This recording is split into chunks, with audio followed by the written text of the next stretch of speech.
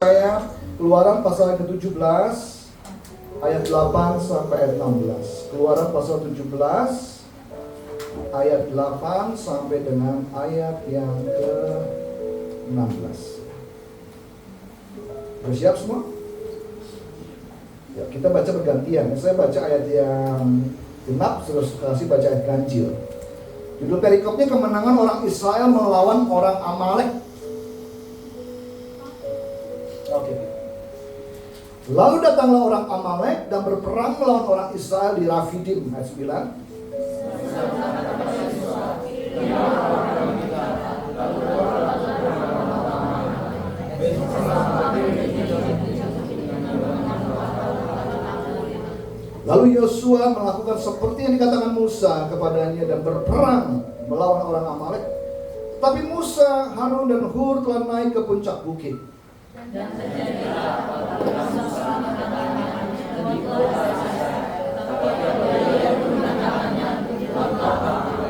maka penatlah tangan Musa, sebab itu mereka mengambil sebuah batu, diletakkanlah di bawahnya supaya ia duduk di atasnya. Harun dan Hur menopang kedua belah tangannya, seorang di sisi yang satu, seorang di sisi yang lain, sehingga tangannya tidak bergerak sampai matahari terbenam.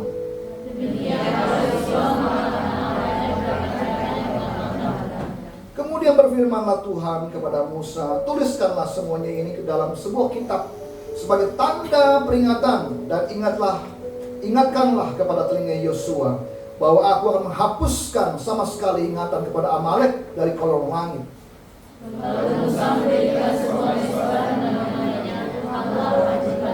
Ia berkata, tangan di atas panji Tuhan. Tuhan berperang melawan Amalek turun-temurun. Amin.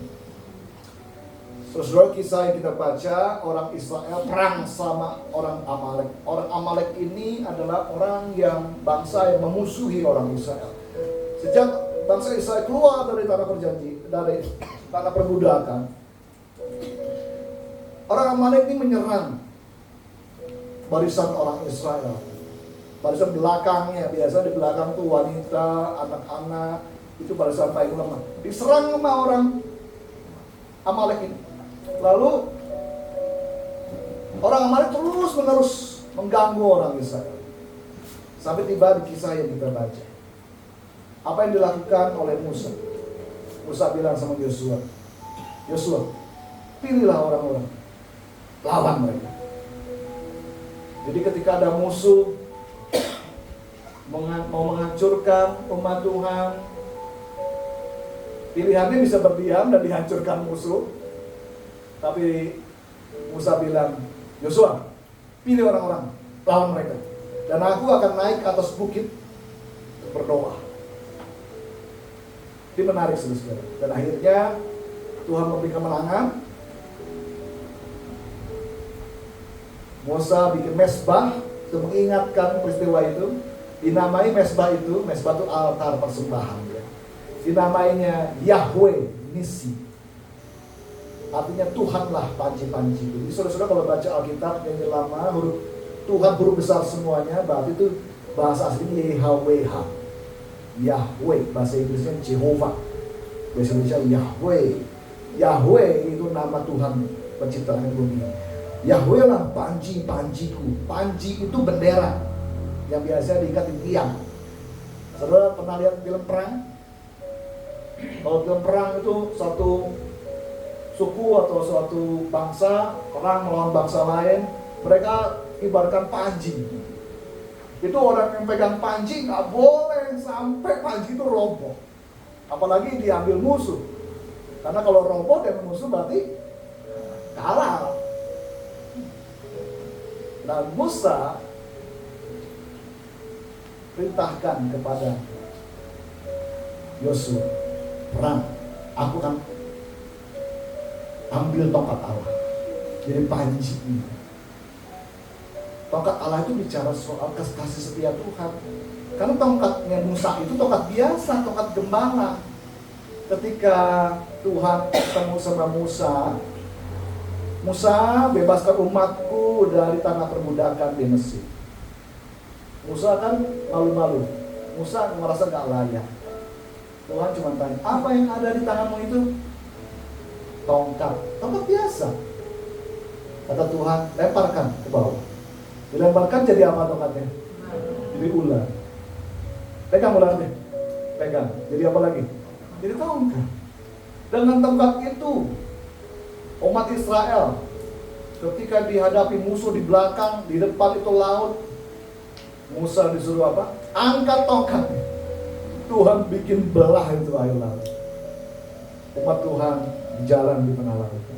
Tongkat itu bicara soal apa yang Tuhan bisa pakai, yang kita miliki. Tongkat itu bicara soal penyertaan Tuhan. Musa bawa tongkat ini, dibawa ke bukit. Jadi Musa di atas bukit supaya bisa dilihat oleh orang Israel yang sedang perang. Yosua dan kawan-kawan, Yosua perang. Saudara-saudara, kisah ini mengajarkan kepada kita, orang Israel punya musuh Amalek. Saking jahatnya orang Amalek sampai akhirnya Tuhan bilang bahwa Tuhan berperang melawan Amalek turun-temurun. Kita juga dalam hidup ini punya musuh, saudara-saudara. Musuh rohani. Sebab peperangan kita bukan melawan darah dan daging, bukan melawan manusia, tapi peperangan kita melawan pemerintah-pemerintah, penguasa-penguasa, penghulu-penghulu, roh-roh jahat di udara. Dunia ini dikuasai oleh dia, saudara. Karena iblis itu penguasa dunia. Dia main di dalam keinginan mata, keinginan daging, gangguan hidup manusia. Makanya dunia bisa jahatin umat Tuhan. Dunia bisa menganiaya umat Tuhan. Musuh rohani kita ada iblis, kuasa gelap, dunia ini, sistem yang jahat, dan juga dosa, hawa nafsu kedagingan. Itu musuh rohani kita. Dan firman Tuhan mengajar pada kita, kalau kita ini ingin menang dalam iman kita, nggak kalah, nomor satu adalah bersiap berperang melawan musuh-musuh rohani kita. Jangan diam. Kalau diam aja ya udah selesai lah kau. Kita harus siap siaga, berdiri, hadapi lawan. 1 Petrus 5:8-9 dikatakan, sadarlah dan berjaga-jagalah. Sebab apa? Lawanmu si iblis berjalan keliling seperti singa yang mengaum-ngaum, mencari orang yang bisa ditelan. Saya mau bilang ya, saudara ibadah di tempat ini, iblis suka nggak? Nggak suka. Saudara, iblis nggak suka saudara beribadah bertuan kali. Dia akan berusaha untuk merekam, mencuri berkat, mencuri damai sejahtera. Dia rusak pernikahanmu, dia rusak keluargamu, kasih godaan tuh, cewek, cowok, duit. Mau diem aja. Kita harus lawan segala tipu muslihat iblis. Iblis mencari orang yang dapat ditelannya. Saudara mau ditelan oleh iblis?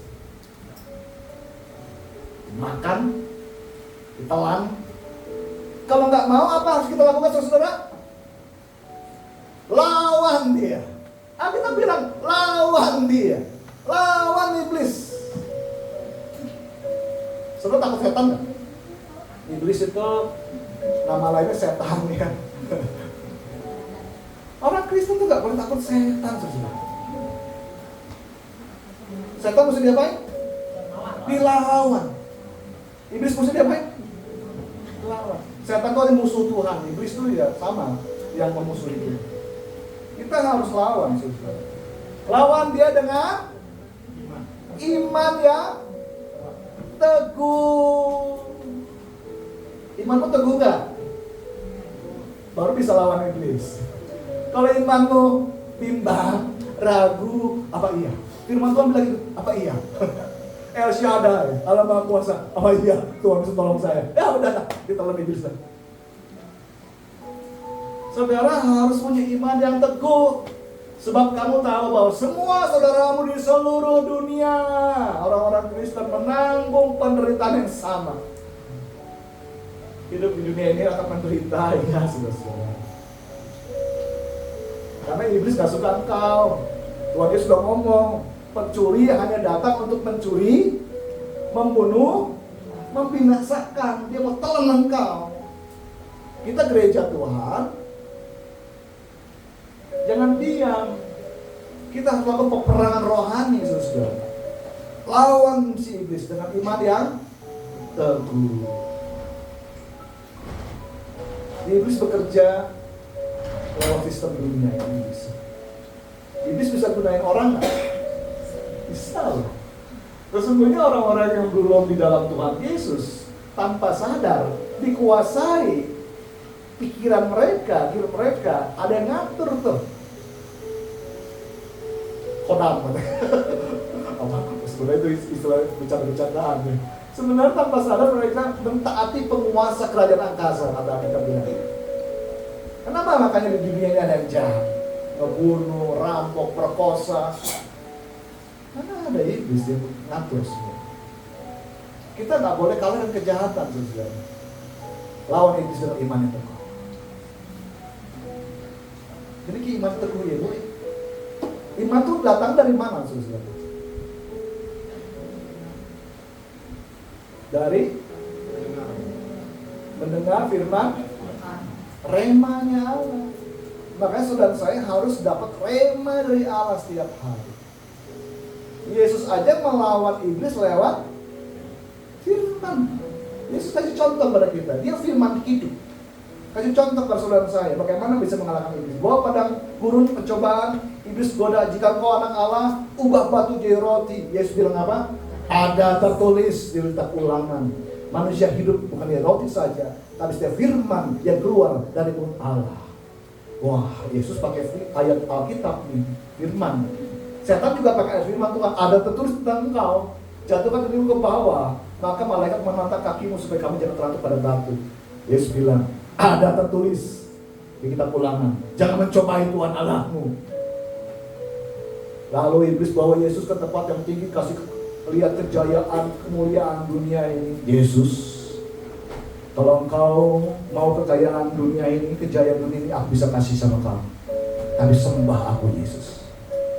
Yesus bilang, nyala iblis, sebab ada tertulis, engkau harus menyembah pada Tuhan Allahmu, kepada Dia saja kau berbakti. Jadi Yesus bisa mengalahkan iblis dengan ada tertulis.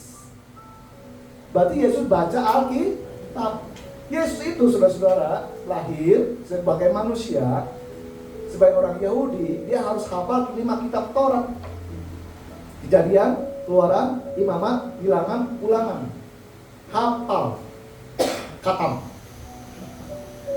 Jadi ketika iblis goda, Yesus keluar firman. Kenapa Yesus bisa kalahkan iblis? Lewat di dalam perkataannya, ada dari hatinya keluar firman. Perkataan Allah. Adakah perkataan Allah dalam hatimu? Terus simpen belum? Makanya jemaat Tuhan, isi hatimu dengan firman Allah, bukan drama Korea. Ibu-ibu ya? Bapak-bapak, anak-anak, saya perhatiin anak zaman sekarang ya, kalau kumpul ya, anak-anaknya anak muda sekurang dia juga sama nih. Kumpul sih, ngapain nih?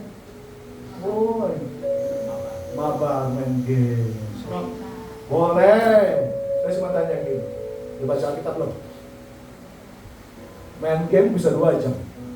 Baca Alkitab berapa lama? No Bible, no game. Setuju nggak?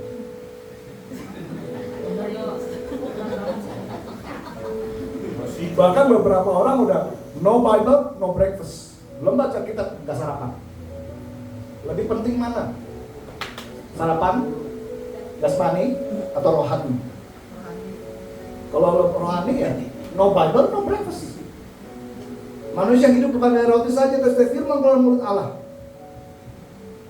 Orang Kristen puasa aja, alasan macam-macam. Kamu doa, aku doa aja deh, kamu yang puasa. Padahal saudara, di dalam alam rohani, saudara harus melatih diri kita berpuasa. Pernah suatu hari murid-murid Yesus mengusir setan, nggak usir-usir setan, udah pakai segala macam jurus itu. Bahaya datanglah Yesus. Murid-muridnya bingung, guru, ini setan bantuin, nggak keluar nih. Yesus jawab apa? Setan jenis begini hanya bisa diusir dengan puasa. Jangan anggap enteng. Kita puasa bukan hanya nahan lapar, nahan minum saudara. Saat kita berpuasa, kita mendekatkan diri kepada Allah. Roh kita mencari Tuhan sungguh-sungguh. Firman-Nya itu kita renungkan, kita perkatakan. Yesus itu bisa mengalahkan iblis setelah dibawa pada gurun oleh Roh Kudus. Doa dulu, puasa dulu 40 hari saudara. Ya kita jangan kayak Yesus lah ya 40 hari ya. 3 hari saudara belum pernah kan? Dulu waktu saya bertobat kelas 2 SMA, naik kelas 3 SMA. Dengar orang-orang puasa 3 hari kan bingung. 3 hari? Gak makan? Kok hidup ya? Saya ngobrol sama orang-orang itu. Sampai sengaja saya datang ke rumahnya, ngobrol-ngobrol. Gimana sih caranya doa puasa 3 hari sudah mati? Sebagai anak SMA nggak pernah tahu ya. Dia cerita, itu puasa gini. Oh iya. Saya nyobain. Nggak makan 3 hari kali 3 ke 24 jam. Berarti berapa tuh? 60 jam lebih ya. 72 jam. Masih hidup tuh saya. Dan itu sih puasa terlama saya 3 hari. Saya nggak pernah coba yang 10 hari, belum pernah. Ada yang puasa 1 hari gitu ya, it's okay. Tapi paling tidak saudara belajar berpuasa setengah hari dulu deh. Jadi kalau breakfast biasa jam 7, jam 8 no breakfast. Saya sudah minta ke saudara nanti minggu pertama di sini ada perjamuan kudus. Saudara siapkan hatimu. Saya minta saudara-saudara kalau bersedia silakan puasa. Jadi skip makan pagi. Di sini kita perjamuan kudus, nanti kita makan bareng di sini KS ya. Jam 12. Kalau gereja kita 1 jam saja ya. Jam 11 bungkus beres. Belajar puasa saudara. Belajar mencari Tuhan, belajar eager, merendahkan diri di hadapan Allah. Karena dengan berpuasa kau sedang merendahkan diri di hadapan Tuhan. Kau banyak-banyak baca Alkitab kalau berpuasa. Banyak baca firman Tuhan, renungkan, perkatakan, doakan gitu. Ya. Efesus 6 ayat 11 dikatakan, kenakan seluruh perlengkapan senjata Allah supaya kamu dapat bertahan melawan tipu muslihat iblis. Saudara harus pakai seluruh perlengkapan senjata Allah. Dari seluruh perlengkapan senjata Allah yang dipakai untuk menyerang itu cuma pedang. Makanya Alkitab bilang gunakan pedang roh, yaitu firman Allah. Yesus kasih contoh, gunakan pedang roh. Soalnya kalau nggak punya duit, udah doa nggak punya duit, katanya ikut Tuhan Yesus terpelihara. Oh kok menderita susah kayak miskin gitu. Si iblis udah mulai kerja deh. Ikut setan aja deh. Cari tempat keramat gitu. Kan iblis bisa kasih kayak ini. Itu kan godaan. Kita harus lawan dengan apa? Ada tertulis. Kutip firman Allah. Allahku memenuhi segala keperluan dan kekayaan kemuliaan Kristus Yesus. Gitu. Sedang cemas, sedang khawatir, takut, bilang, aku takut, tapi aku percaya kepada Tuhan. Tuhanlah penolongku. Kalau Tuhan di pihakku, siapa lawan aku? Gitu. Ada tertulis ngomong. Lawan dengan iman yang teguh. Iman timbul dari pendengaran oleh firman Allah. Adakah firman Allah di hatimu? Anak-anak muda. Yosua kan mewakili generasi muda ya. Firman Allah bilang di gereja itu ada anak-anak, ada orang muda, orang tua, dewasa, bapak-bapak. Orang muda khusus. Engkau mengenal firman dan kau kuat, kau mengalahkan yang jahat. Ini anak muda jangan pinter main game doang ya. Jangan mabar berjam-jam. Isi isi firman Tuhan di hati, supaya kamu kuat bisa mengalahkan yang jahat. Karena dunia ini jahat. Dia akan berusaha membawa engkau jauh dari Tuhan. Karena penguasa dunia ini iblis. Iblis sedang bekerja dengan segala cara, kasih godaan-godaan supaya kita sibuk dengan dunia ini, sibuk dengan hobi kita, sibuk dengan semua tawaran-tawaran dunia, kenikmatan dunia, kenyamanan hidup. Dan akhirnya lama tahun tak terasa meninggalkan Tuhan Allah, nggak beribadah lagi. Padahal kita diselamatkan oleh Tuhan supaya kita beribadah kepada Allah. Jadi jangan mau ditelan iblis ya. Lawan iblis dengan iman yang teguh. Baca Alkitab, isi hati dengan firman Allah, renungkan firman Allah, bertindak hati-hati sesuai dengan apa yang tertulis di dalamnya, supaya kau berhasil menurut Tuhan menyertai. Yang kedua, saudara, sudah lawan itu kan usaha kita bekerja. Yang kedua ada doa. Olah et labora, doa dan bekerja. Yosua perang, Musa doa. Naikkan doa dan permohonan. Yosua angkat tongkat Allah itu, mengingatkan Tuhan. Tuhan, umatmu sedang diserang oleh musuh. Tuhan tolonglah. Kekuatannya gak seberapa, gak punya banyak pedang. Amalek persenjataan lebih bagus. Yang luar biasa, ketika Musa mengangkat tangan, apa yang terjadi? Yosua, orang Israel lebih kuat. Ketika Musa tangannya udah penat, capek, turun tangannya, apa terjadi? Orang Amalek lebih kuat. Oh, tahu begitu?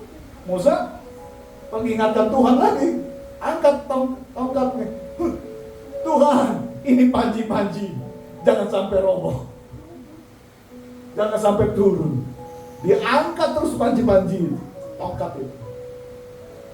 Udah kecapean Musa. Akhirnya ditopang oleh Harun dan Hur. Ini pentingnya saudara dan saya harus saling menopang dalam Tuhan. Harus saling menopang dalam doa. Saya gak bisa sendiri, saudara-saudara. Saya perlu ditopang oleh saudara, oleh doa saudara. Dan generasi muda, ini gereja ini ya, apalagi perlu dikasih ingetin ya, kayak Pak D, udah tua, masih muda. Kita mah jadi Musa aja Pak. Saya juga siapin anak muda, nanti anak muda aja yang pimpin. Yosuanya perang. Yang tua-tua mah doa aja. Dan firman. Saya di jemaat, saya udah khususkan saya mau banyak berdoa, saya mau banyak belajar firman Allah, saya mengajar khotbah. Yang lain-lain biar jemaat Tuhan. Generasi Yosua yang melakukan. Generasi Yosua lebih relevan, lebih pinter. Tapi soal doa saudara, kita harus tingkatkan. Ibrani 4:16, ketika engkau sedang mengalami masalah, apapun bentuknya itu, sakit penyakit, masalah ekonomi, masalah rumah tangga, apapun, ada orang jahatin engkau ini. Sebab itu marilah kita dengan penuh keberanian menghampiri tahta kasih karunia, supaya kita menerima rahmat dan menemukan kasih karunia untuk mendapatkan pertolongan kita pada waktunya. Orang yang menghadap tahta kasih karunia Allah akan mendapatkan pertolongan Tuhan pada waktunya.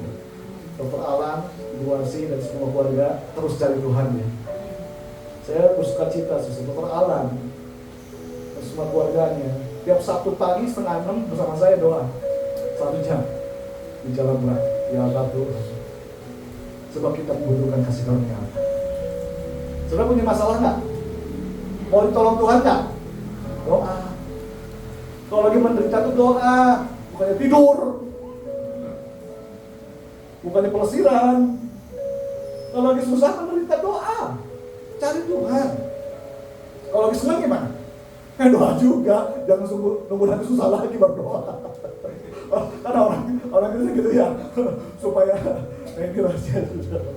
orang itu kan dekat sama Tuhan, kalau lagi susah, lagi sakit, nggak bisa apa-apa, baru udah doa dia.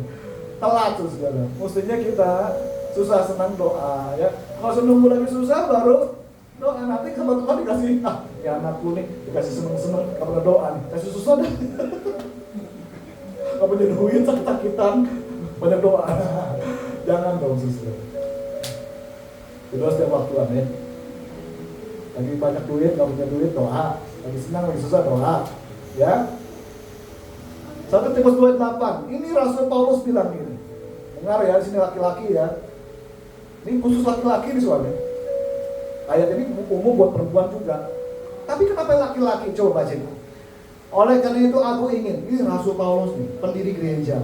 Dia mengingatkan. Kasih tahu sama Timotius, kasih tahu sama jemaat-jemaat. Supaya di mana-mana orang laki-laki di sini siapa laki-laki? Berdoa. Laki-laki berdoa dengan menadahkan tangan yang suci, jangan bikin dosa laki-laki. Tangan tuh jangan dipakai yang nggak benar. Tanganmu dipakai buat apa? Berdoa. Laki-laki berdoa, perempuan tunggu hasil. Perempuan juga berdoa. Tanpa marah sama istrinya, tanpa perselisihan di antara jemaat. Hati kita harus bersih. Laki-laki, salah satu yang menghambat doa kita nggak dijawab Tuhan adalah kalau kita punya masalah sama istri kita.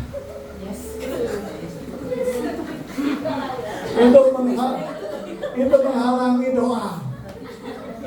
Makanya laki bini kudu akur. Kalau laki-laki di sini suruh doa nggak dijawab sama Tuhan, cek dulu. Mungkin istrimu lagi ngambek sama kamu. Jika 2-3 orang berkumpul dalam namaku, minta sepakat dengan minta apapun dalam namaku, aku berikan, kata Tuhan Yesus.